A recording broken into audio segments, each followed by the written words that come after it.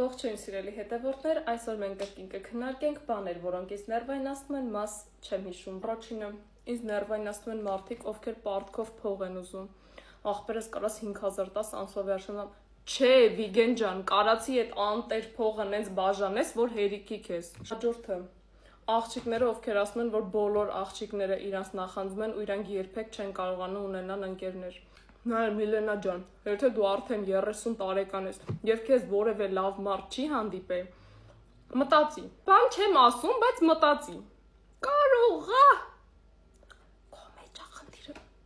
Բան չեմ ասել ես անկեղծ։ Հաջորդ թիվ։ Ինձ ներվայնացնում ցանկացած մարդ, ով որ մուննաթ է գալիս, կամ ասենք ճպսնում է։ Էդ ինչա։ Զսպի քեզ։ Այսօր եւս մեկ բոնուս։ Ինձ ներվայնացնում են մարդիկ, հատկապես տղաների մոտ է դա հանդիպում,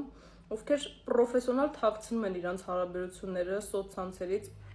Այդ խեղճ աղջկան ինչ ասես խափում են, աչքով չտան, այդ քո թազա ավտոնը տես որ նկարում ես, էդի աշկով չեն տալիս, Վիգեն ջան։